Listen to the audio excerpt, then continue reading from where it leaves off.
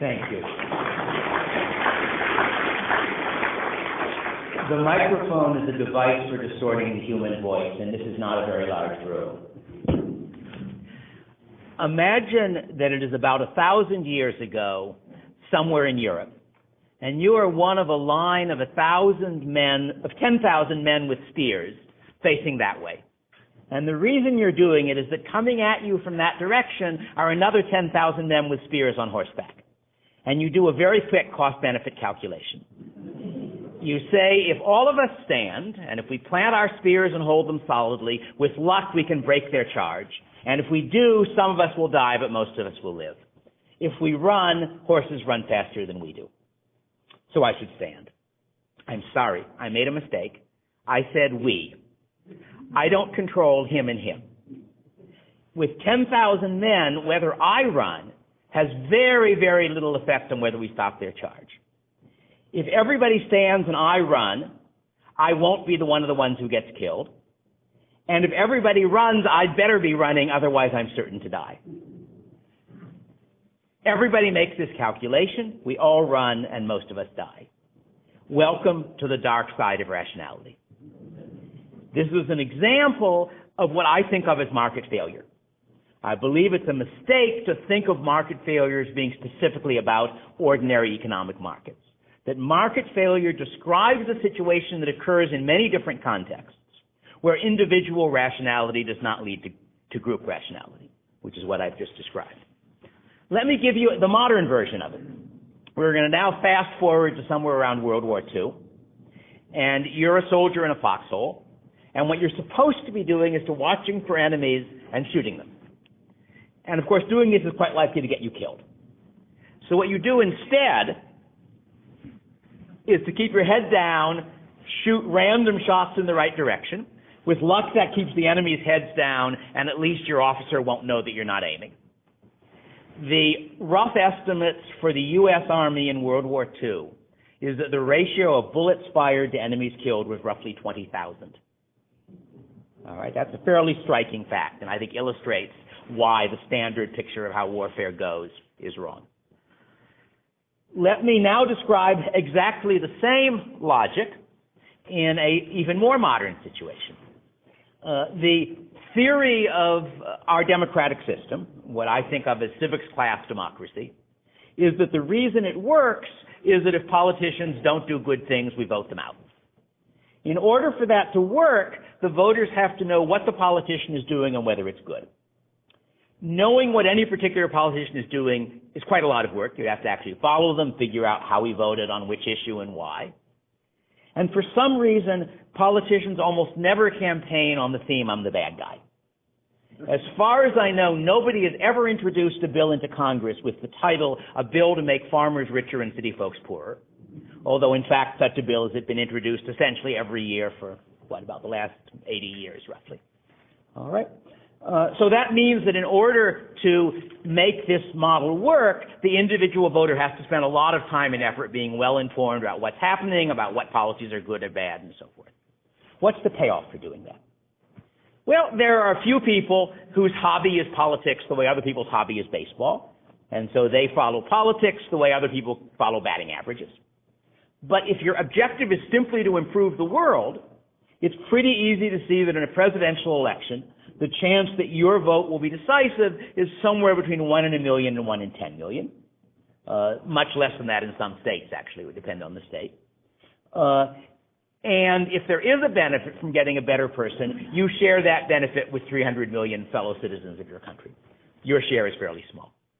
So if you ask, does it make more sense to spend that time and energy doing my job better, or educating my kids, or reading a good book, or to spend it trying to figure out who to vote for, I think the answer is pretty obvious.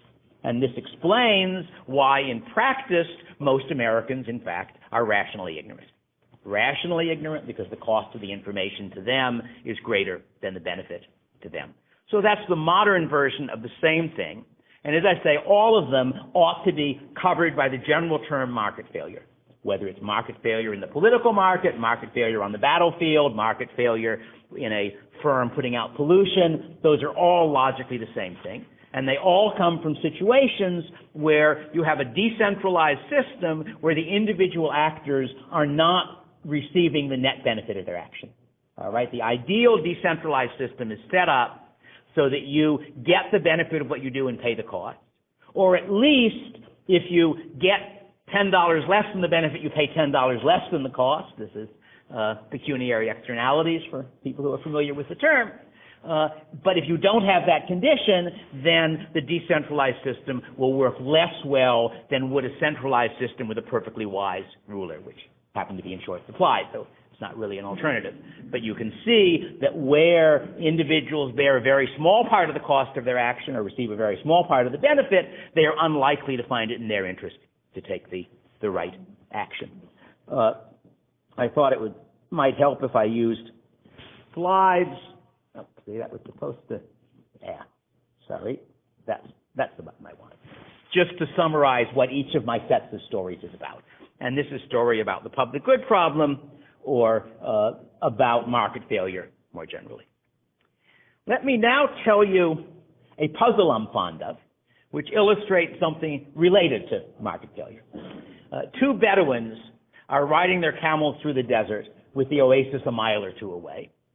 And one of them starts commenting about what a terrible camel he has.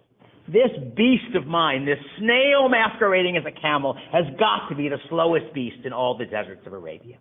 And the other Bedouin says, you think your camel is slow? Let me tell you about my camel. And they get into an argument about whose camel is slower. And eventually they agree on a bet that whichever one's camel reaches the oasis last, his owner will pay a golden dinar to the other one for the bet. That's showing it's the slower camel. And so you can imagine what happens. One of them goes slowly, and the other goes more slowly. They're both trying to win the bet. And an hour later, there are two Bedouins sitting their camels stock still in the blazing sun in the middle of the Arabian desert with the oasis still a mile away. And at this point, a wise man comes walking along, and he says, why are you two idiots sitting your camels in the middle of the desert like this? And they get off the camels to explain the problem. And he whispers two words to them, and they leap back on the camels and ride off to the oasis as fast as ever they can. Can anybody who hasn't heard this before tell me what the two words are? Switch camels. Each one is riding the other's camel, and you've now reversed the incentives.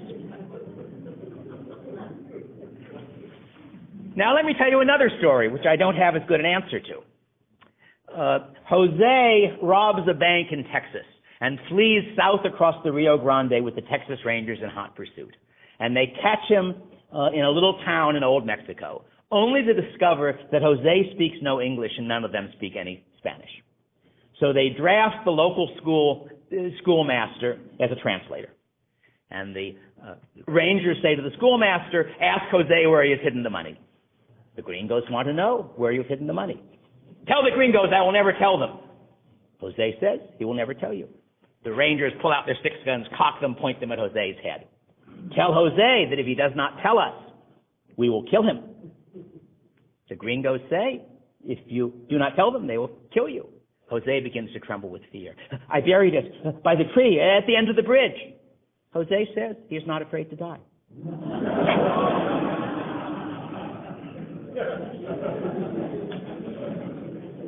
All right, that's a problem in incentive compatibility. All right, you want systems which are incentive compatible. In the first case, we solved the problem. It was incentive incompatible to start with, but switching it made it compatible.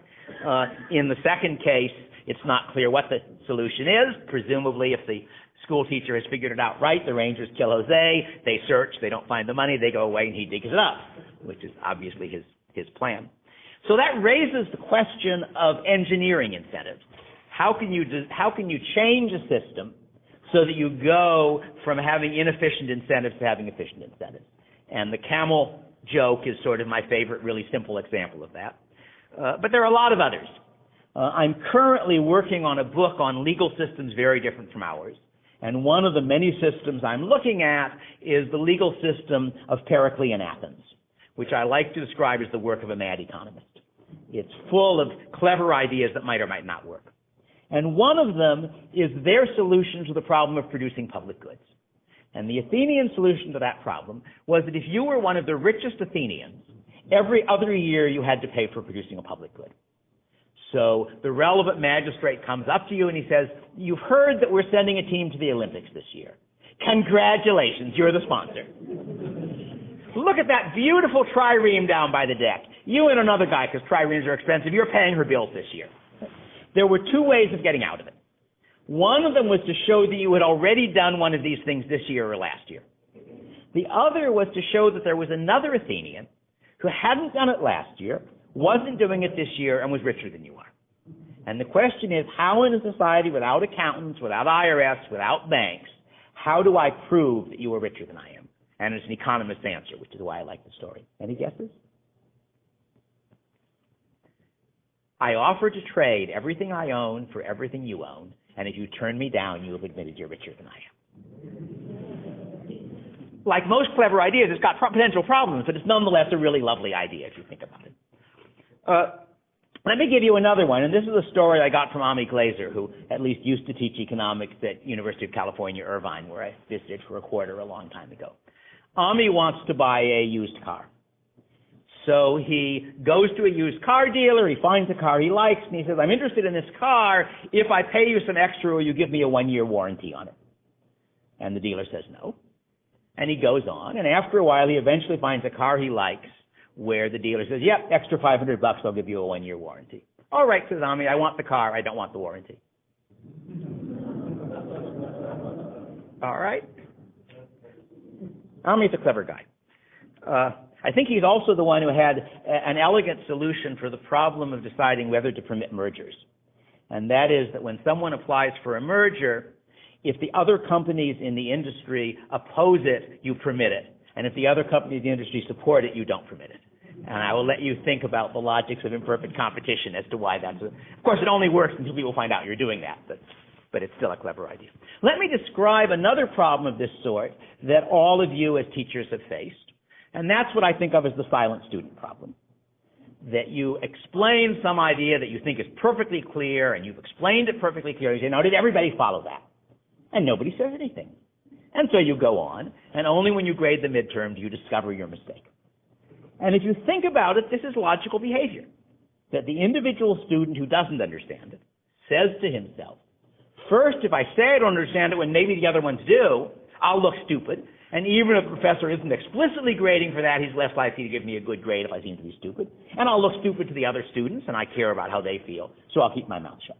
And I have a solution to this problem. It's a technological solution, and I admit I'm only a theorist. I haven't implemented it. But the solution goes as follows. You arrange your classroom so that every seat on the floor there is a button that can be unobtrusively pushed with somebody's toe. And there is a screen at the back of the classroom which shows the number of buttons that are being pushed. And so at the critical point you say, well, everybody who understood my explanation of comparative advantage, please push your button. And the number 2 appears on the screen, and you go back and do it again. So that's the case of trying to alter the incentives by allowing an anonymous report in a way that hopefully leads to something better. Let me give you another example from our profession. Imagine you're a student, and you've gotten to the point where the only questions left on the exam are ones you don't know the answer to, and you still have 10 minutes left. What's the obvious thing to do? To bluff. You write something, and maybe your handwriting is deliberately a little bit messy, so the reader, the professor will see what he wants to see, and if you're lucky, you'll get some credit on it because he'll think maybe this guy knows something. And this is wasting your time. It's wasting the professor's time who's going to grade it, and it's raising the errors in evaluating students, both because you might get credit for something you don't understand and because the professor might think somebody is doing this when he's actually writing unclearly but does understand the idea. So you'd like to get a way to get students not to do this. And I have a very simple solution.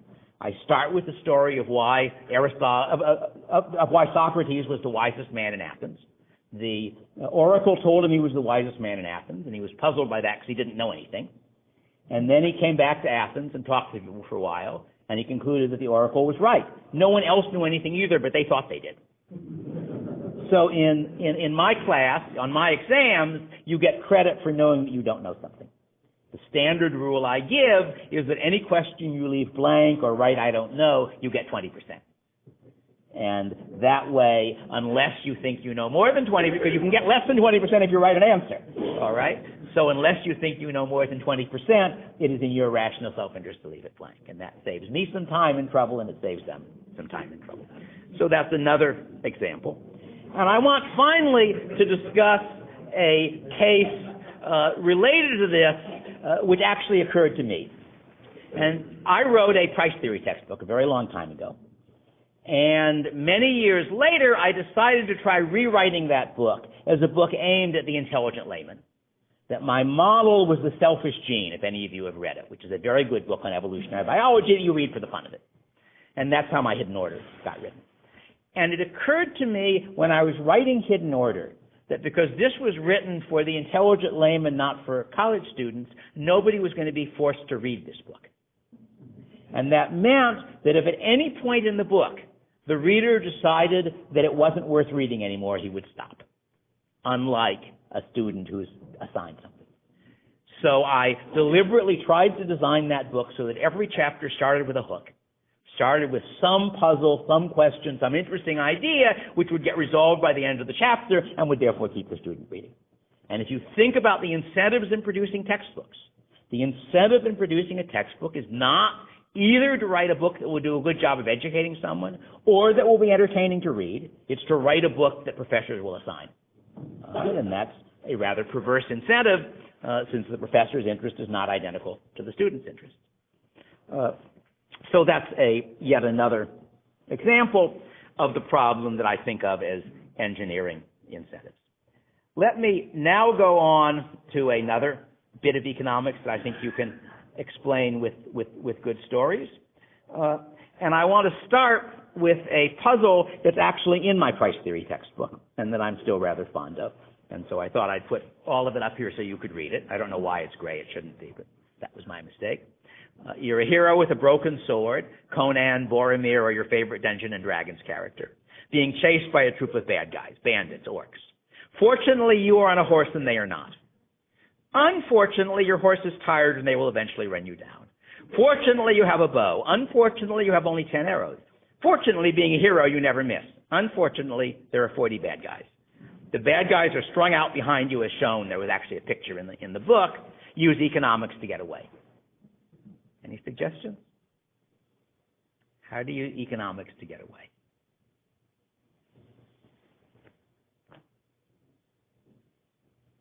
First, you shoot the bad guy in front. Then you shoot the bad guy in front. Then you shoot the bad guy in front. Then they all run slowly. All right?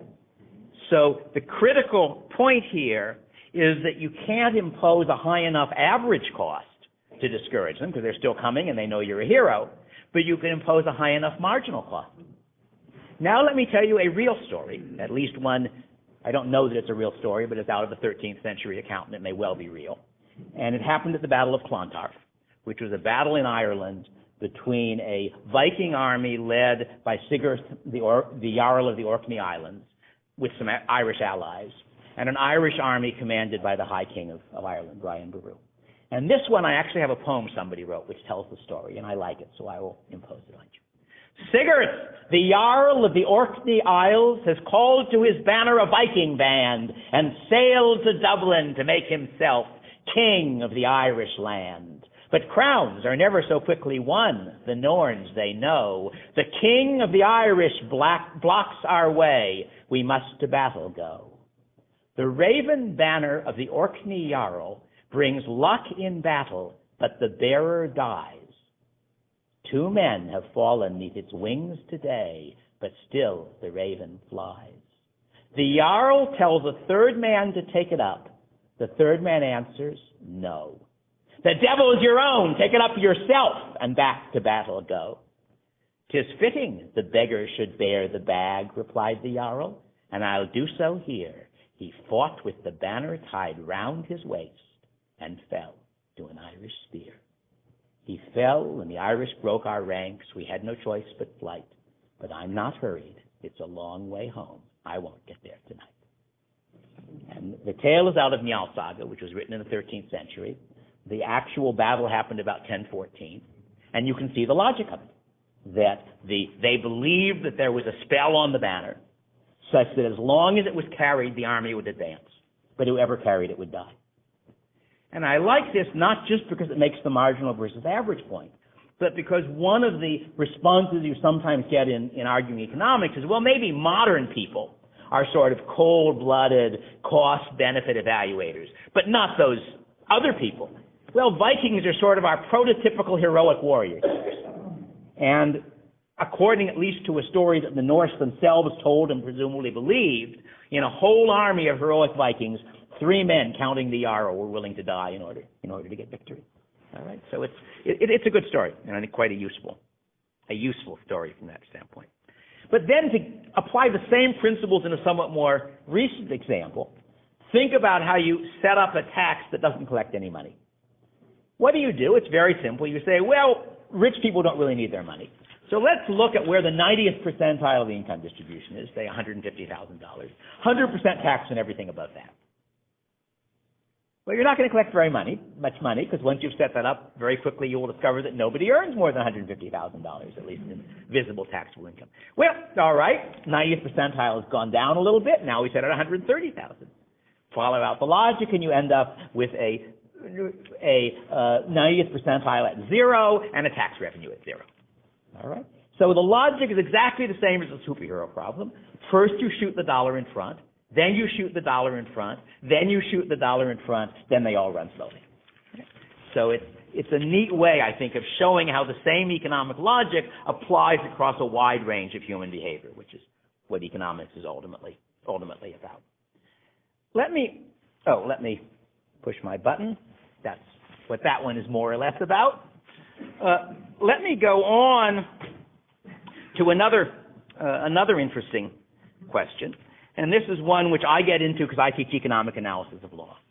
And the way I like to put it is, what's wrong with stealing anyway? That after all, economists are supposed to be objective social scientists. We're not preachers. We don't believe in right and wrong, at least professionally speaking. We believe in things like economic efficiency. So you steal $100 from me, I'm $100 worse off, you're $100 better off. Isn't that a wash from the standpoint of economic efficiency? And the answer is that the logic of markets applies to illegal markets as well. And if you can easily get $100 by stealing from people, people enter the stealing business. As more and more people become thieves, the return to being a thief goes down, because your victims are more likely to conceal their money. You're more likely to pick somebody's pocket and find that another competitor has gotten there 5 minutes earlier and the pocket's empty. In a variety of different ways. It's not quite the same mechanism by which increasing the number of economists drives down the wages of economists. But the basic logic of it is the same. Increasing the number of thieves drives down the return to being a thief. When does the process stop? The process stops when the marginal thief can make just about as much stealing as he could make working at McDonald's or whatever his alternative position is. Well, at that point, in the limiting case where all thieves were identical, so they were all marginal thieves, the entire amount stolen would be dissipated by the diversion of labor out of productive activity into stealing. In the real world, there are going to be some inframarginal thieves, some people who are very bad at flipping hamburgers or very good at stealing. They'll make a positive return. But on the other hand, there are additional costs paid by the potential victims in trying not to be victims, and those have to go into the net cost as well. So the net cost could easily be more than the amount stolen. It could be less, but it's not zero. And that's, from an economist standpoint, the reason ultimately that we're against that. Let me now tell you a somewhat bigger story of this sort. This is due to Terry Anderson and P.J. Hill, for those of you who aren't familiar with their work.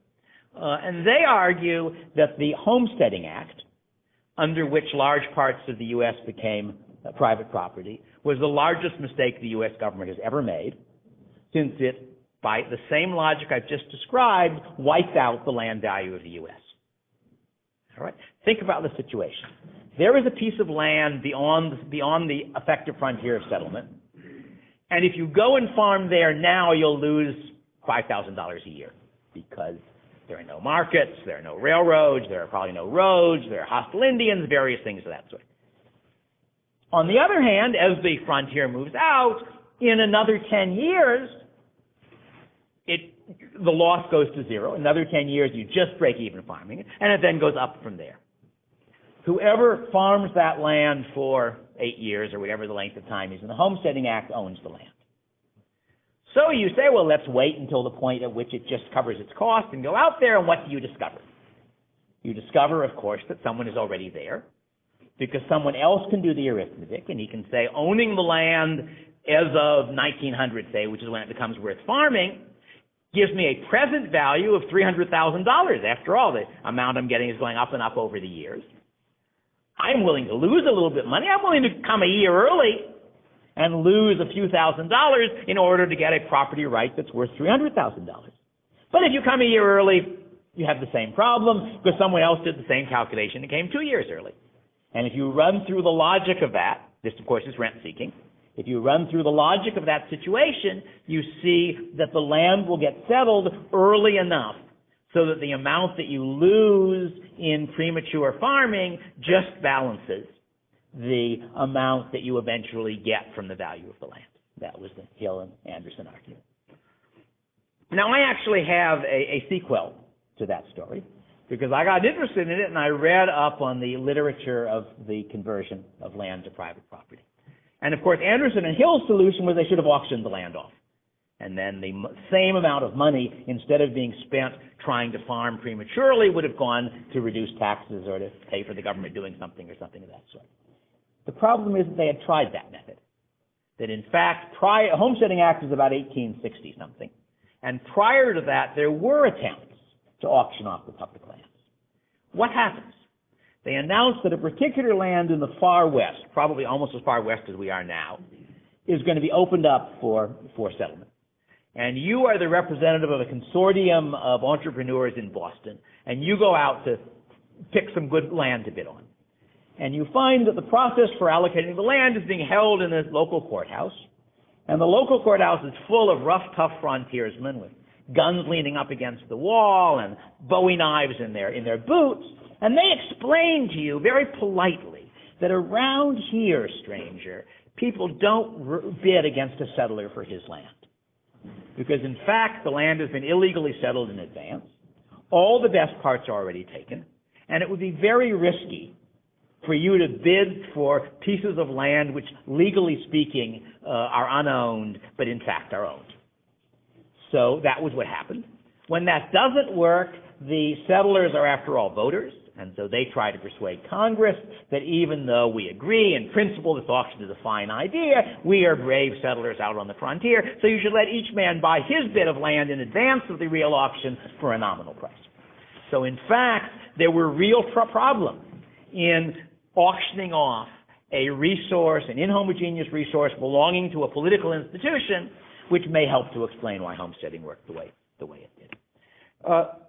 Let me go on to let me press the button. That's rent seeking, which you presumably all already have heard about in other contexts. Let me go on to another example I like to give of application of economics.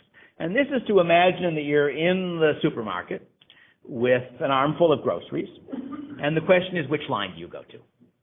Should you walk along checking out each line to find the shortest one, or should you go into the closest one? And the general answer is you go into the closest one, because they're all the same length. Why are they all the same length? Because if one of them was shorter, somebody who came in between that and the longer line would divert to the shorter line, and that would bring it back up to the same length.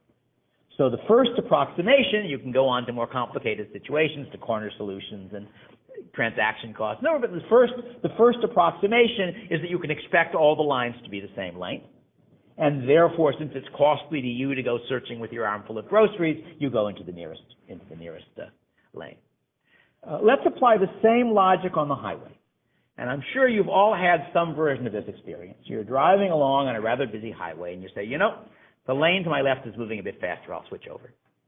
And 5 minutes later, you notice that red pickup truck that was just behind you when you switched over is now just about parallel to you. It's a very funny thing. You'd think that just by switching into the faster lane. But, of course, the logic is, again, the same. Anytime one lane is moving faster, there is an incentive for people to switch into that lane. That slows it down. So you again get the same principle, which can be generalized as everything is equal at the margin. All right? And again, it's only at the margin. You can imagine special cases. There are circumstances in which there's a reason why one lane is faster or slower. It's about to turn or something. But as a general rule, which reminds me of a different story which has to do with engineering incentives. This was a friend of mine a long time ago who said that she never took dents out of her car because having a dented car made the other drivers more careful. But of course, as you realize, I've just explained to you the efficient markets hypothesis. That's the sort of formal, fancier version of the same story I'm telling you, which is that if, with publicly available information, you can easily predict that a particular stock is going to be worth more than it is, it won't be. That is, it will come up as soon as that information is available because people will buy underpriced stocks. And note, to bring it to something that's even more relevant to your students than the efficient markets hypothesis, that the same logic applies to jobs. That you shouldn't say, well, engineers make more money than lawyers. If they do, I don't know if they do, so I'll be an engineer. You should say there are always people who can choose among these things. Their movements will tend to equalize the return.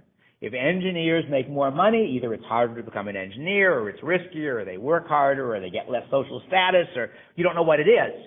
But that you ought to expect that your first approximation is that all the options available to you and many other people are equally attractive. And you then want to figure out where you're inframarginal. Figure out where you, compared to the other people making the decision, are better at A or worse at B, and therefore make your choice accordingly. So as a way of thinking about the real-world choices your students face, I think starting with the equal marginal principle as your first approximation is a whole lot better than starting with all I've got to do is to look at wages and that'll tell me, which is what people are inclined, I think, too often to do.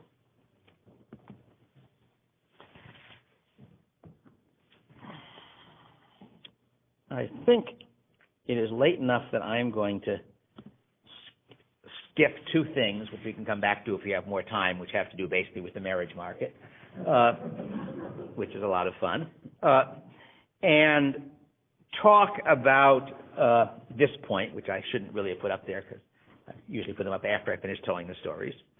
And I want to start with one of my very small collection of economics jokes. And this is one I got from the editor of Price Theory, Dennis Hansman, Southwestern Publishing, a long, long time ago. An economist and a businessman are walking in the woods when they come across a large and hungry bear.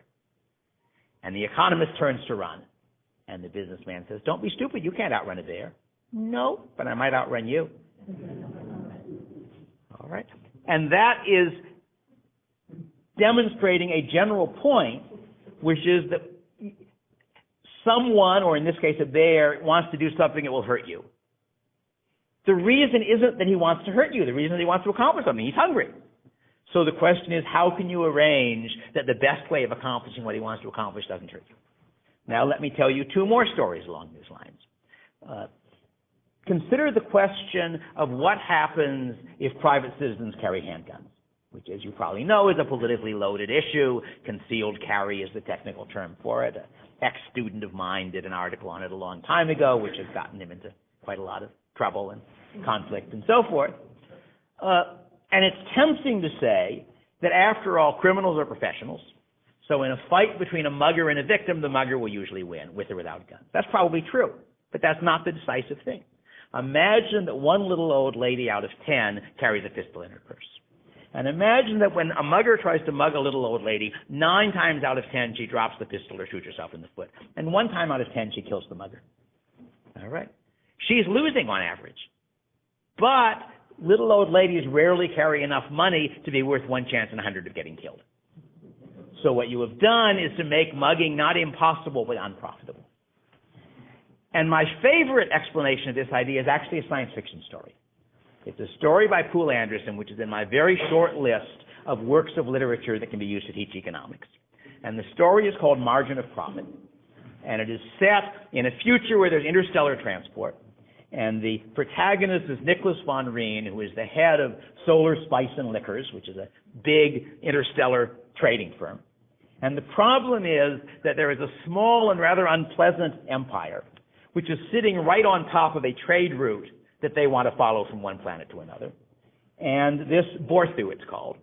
And Borthu is in the habit of piracy, of seizing passing ships, brainwashing their crew in some high-tech fashion to join it to their navy, and adding the ship to their navy. And the question is, what to be done about it?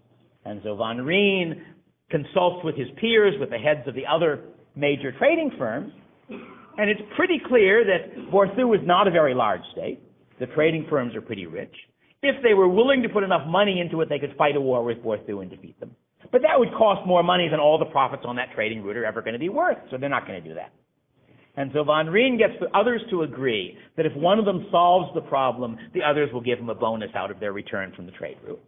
He then sets up a policy of arming, they consider arming their merchant ships. But by the time you arm a merchant ship, you've reduced the amount it can carry, you've raised its cost, it no longer makes money. So what von Rijn does is to arm one ship out of 5. The merchant ships have small crews, Borthu's warships have large crews. So 4 times out of 5, Borthu gets the merchant ship and impresses 4 members of its crew. And 1 time out of 5, the merchant ship gets the Borthu ship and seizes a crew of 100. On average, Borthu is losing by their activity. And, as von Rijn explains to his fellows, not being stupid heads, they will realize this and stop attacking us, and then maybe we can do business. So it's really quite a neat story, which, again, the basic point is the same point, that the objective is not to make what your opponent is doing impossible. Borthu could keep doing it, just isn't profitable anymore, and therefore, not being stupid heads, they will stop. I like Will Anderson. He's very good. All right, next one has to do with Dr. Strangelove. Dr. Strangelove, as you probably know, comes out of the idea of a doomsday machine. And the idea of a doomsday machine, which I think Herman Kahn thought up, was that in order not to have to maintain a big military, what the U.S. does is to build a whole bunch of very dirty hydrogen bombs, so dirty that if they all go off, they will sterilize life on Earth. And we don't need a delivery system. We bury them in the Rocky Mountains. They then have a trigger which will set them off if the Soviets ever launch a nuclear attack on the U.S. We tell the Soviets about this. The Soviets now know that if they attack us, the world will end, so they don't attack us. And of course, Kahn was suggesting it not as a serious proposal, but as a sort of a simplified version of what we'd really done. That is to say, mutually assured destruction was a human-triggered strategy which amounted to saying, it's true it won't do us any good to shoot back at you after you wipe us out, but we'll do it anyway, therefore don't wipe us out. All right? Same logic. There is, I should say that as the story is usually told, it's not incentive compatible. One point I don't think Kahn ever noticed is, suppose you're the last engineer out of the cave where they've got the bombs. What's the last thing you do on your way out? You cut the wire. Because the only time those get triggered, you don't want them triggered. All right? But putting aside that point, it is a nice way of formalizing the idea of a commitment strategy. And the place where I got into this was a talk at UCLA when I was there, where somebody was explaining why deterrence didn't work for crimes of passion. And he tells a story in which 2 guys sit down at a bar and get into an argument over sports teams. And the argument gets louder and louder, and when it's over, one of them is dead on the floor, and the other is standing there with a broken beer bottle in his hand and a dazed expression on his face saying, what have I done? And the guy said, that clearly can't be deterred. He regrets it as soon as he's done it. And as best I remember it, I got up at one end of the room, and Earl Thompson got up at the other end of the room. He said, of course it's rational behavior. It's just the doomsday machine going off. That is to say, imagine that you're a big, tough guy who likes getting his own way, as most of us do, and you can commit yourself into being an aggressive personality, into being a bully. So you make it clear to those around you that if people cross you, you beat them up. And crossing you gets a wider and wider expansion. That, dating the girl you're trying to date is crossing you. And actually having to beat people up, you might get hurt, but as long as you've got a good enough reputation, most people back down because they don't want to get hurt. And it works just fine until one day you sit down in a bar, and there's a big, tough guy, and you start explaining to him why your football team is much better than any other football teams, and he's got the nerve to disagree with you. And by the time it's over, one of you is dead on the floor, and the other is standing there with a broken beer bottle in his hand. So you can think of that quarrel as the human equivalent of a doomsday machine. Each of them has programmed himself to a commitment strategy that if you cross me, I'm willing to be violent, and it pays most of the time until you run into somebody else with the same strategy. And as it happens, the evolutionary biologists have invented a term for this problem. They call it the hawk-dove game. And in their version, hawks and doves are identical birds except for their behavior. When two birds see a piece of food and both head for it, doves back down and hawks fight. A fight on average costs you more than the food, but as long as most of the other birds are doves, you usually win.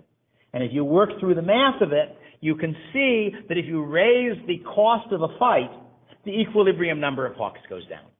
That in equilibrium, the number of hawks and doves adjusts until the payoff of both strategies is the same. Similarly, in the barroom brawl story, if you punish the guy who did the killing, that means that the benefit of that strategy is lower than it was before, and that means the equilibrium number of bullies is lower. All right. So, in fact, you can deter crimes of passion.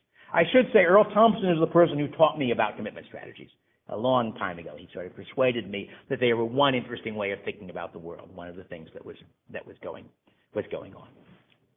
He's no longer alive, unfortunately. But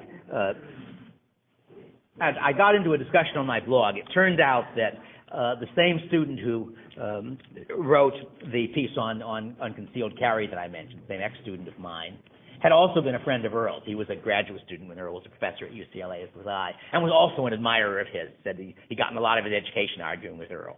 And I thought that was rather neat, because both I and my students are fairly extreme libertarians. Earl was an ingenious and unconventional left-winger. But he was a good economist. He was a smart guy. He was fun to argue with. And that was much more important than whether we agreed with either of us. And we both had that same reaction, which I liked.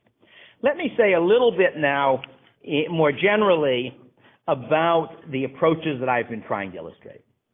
One of them is that you want the kind of good story that will get people's attention, like the camels in the desert story, or the armies running away. Somewhere, I think, in either Price Theory or Hidden Order, I comment that when psychologists want their audience to listen, they talk about sex. Economists talk about the income distribution.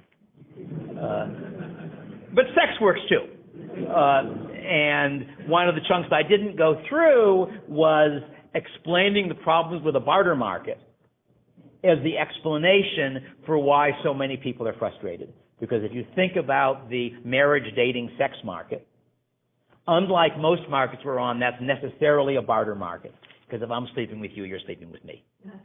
Therefore, what you have to do on that market is to find someone you want who wants you. And that's much harder than ordinary markets where you can find one person who wants what you're selling and another person who's selling what you want. And putting it that way, it seems to me, gets the student's attention. And at the same time, it gets them to think about the advantages of money over barter, which are two alternative ways of doing the same thing.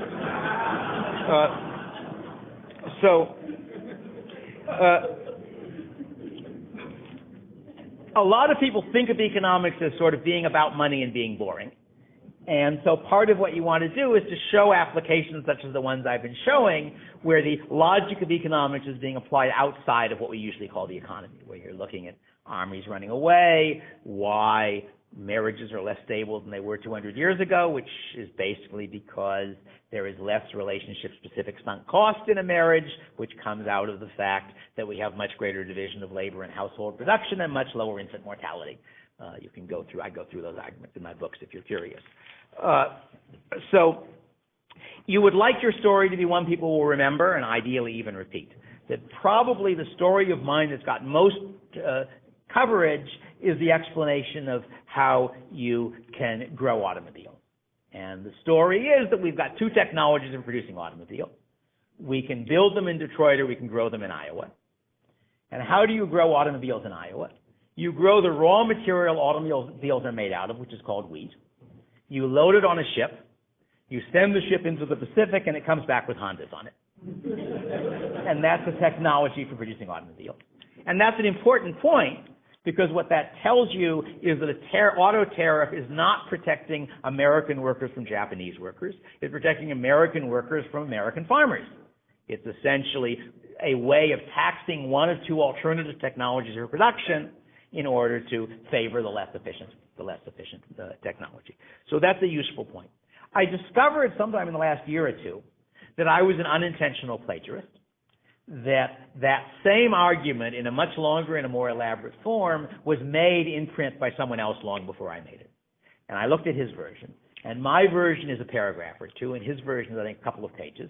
And his is a long story where a man announces that he's made a great invention for producing things, but he's got to keep it secret.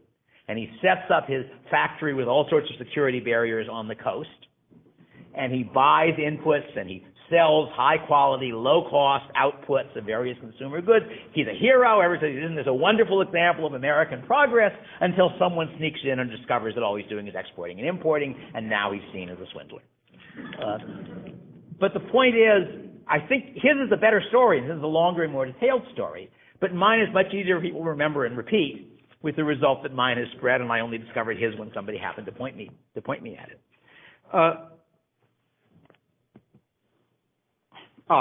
Economics jokes, that's right. Just let me briefly give you my short list of economics jokes. I've already told you two of them. The first one is two economists who walk by a Porsche showroom, and one of them says, "I really want that car," and the other one says, "Obviously not." After all, he walked by it. The next one is one that I actually got out of a Middle Eastern cookbook, and that is, what is sweeter than honey? Free vinegar. Thinking about ratio of value to cost rather than some absolute standard of value. And then there's one that I got in The Joys of Yiddish, which is also an economics joke. Leo Ralston in The Joys of Yiddish defines a frosk as a slap. He's giving Yiddish words and explaining the English and giving. It's really a book about immigrant Ashkenazi culture in New York in the early 20th century, but it's in the form of words and explanations. My father was so mad yesterday, said little Morris, that 5 separate times he wanted to give me a frost. How do you know it was exactly 5 times? Because I counted. What did you count? The number of times he hit me. I thought you said he wanted to hit you. Would he have hit me if he hadn't wanted to? That's an economist joke. Another thing you want to look at is you want stories that get attention, and we remember that they teach lessons, that they're useful to people, such as how to think about choosing a profession, why not to be fooled by people who say you can make lots of money investing in fuel oil. After all, winter's coming, so fuel oil prices have to go up, right? And so forth and so on. And one final point is that one of the real difficulties in teaching economics, as you people probably have already discovered, is your students think they already know it. That economics seems to be about the world they're living in, things they're familiar with. It uses words whose meaning they think they know, like efficiency or competition, and therefore it's very tempting to listen with half an ear on the grounds that the professor is just droning on in some detail about things you already understand, and only discover when the exam gets graded that you're wrong. And so it's quite useful, if you can do it, to find things where the economics gives them the opposite of what they think is true. So let me give you one of my examples, and that's the question of what is the effect on men and women of legalizing polygyny. Polygyny is one man with multiple wives. Polygamy covers both polygyny and polyandry. So suppose it becomes legal for one man to marry more than one wife. And the natural instinct of people is say, well, that's good for the men, they get multiple wives, bad for the women, they got to share a husband. But if you think about it a little bit more, you say, that doesn't work. It's not like there's an infinite supply of wives out there to be grabbed. There's a market out there. What have we just done? We have increased the demand curve for wives, because whereas before one man could only bid for one wife, bid in a market where you're offering your characteristics and implicit terms of the marriage contract and so forth. Now, everybody can bid for one wife, but some people can bid for 2. Well, if you just run through supply and demand curves, you shift that demand curve and the price goes up. So what's happening now is that in order for a man to get a second wife, he ought to offer her terms attractive enough so she prefers being his second wife to being the first wife of whoever was her alternative suitor. And not clear whether it benefits men. That it's true that men who want two wives can now get them, but they're getting them at a higher price. And all the men with one wife are now worse off because they've got to offer her more favorable terms in marriage. You can think of it as a market with implicit terms. It's not a perfect model because of problems in enforcing contracts and things, which you could get into. But it's a good enough model to suggest why the economics suggest exactly the opposite of what people think the result is. Another example along similar lines, which again I do in law and econ, is imagine you want to help poor people. And you say, well, poor people live in slums. And some of those slums, the apartments don't have hot water. So we'll make a law saying it's illegal to rent out an apartment that doesn't have hot water. And that sounds like it's going to help the poor. And you think about it as an economist, say, wait a minute. The poor person could have paid a higher rent for an apartment with hot water. The landlord would have been happy to rent to him at a higher rent. Furthermore, let's think about what those numbers are. There is some sum which represents the cost to the landlord of providing hot water. If that sum is less than the amount at which the poor tenant values hot water, it will be in their mutual interest to agree to include in terms of what's being sold the hot water, just like we include four wheels on a car when we sell it.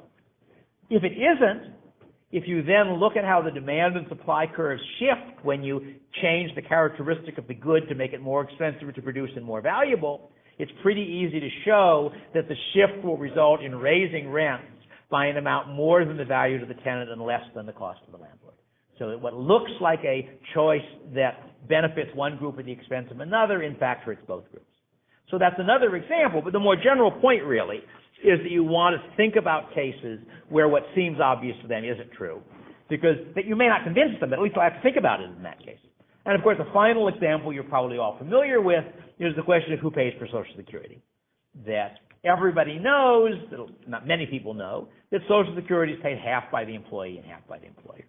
Every economist knows that this is window dressing, that this doesn't matter, because what you're really saying is that when my employer gives me some money, there is a difference between what I get and what he pays.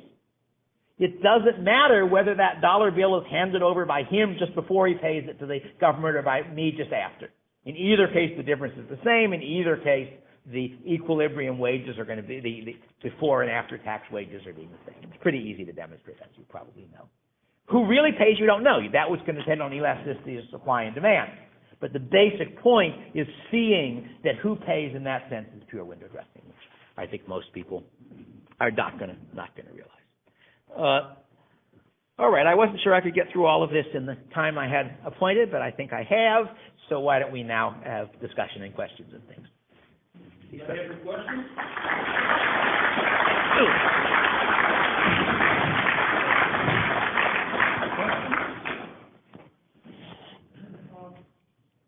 This kind of scares me.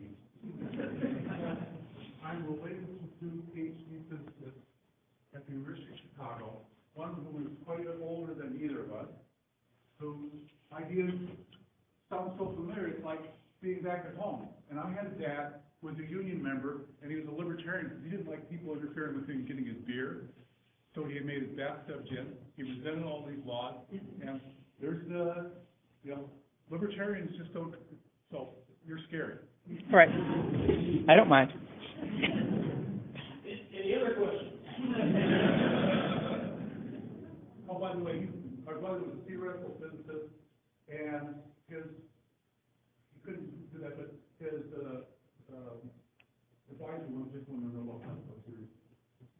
Where was he, at Chicago or somewhere else? University of Chicago. Yeah, good. Right, yeah. So who was his advisor? Aha, right. I think he was there when I was there. But mine was there. All right, we're going to retire from here to a reception. Pam? Where's the reception? Right here. And it just so happens that I have 3 copies that have been ordered. but I'm inclined to auction off to the highest bidder. Professor Friedman will be here to sign. Some of you already have copies, and I'll be here to take pictures of you getting your signed copy with Professor Friedman. And the reception is in the back of the room.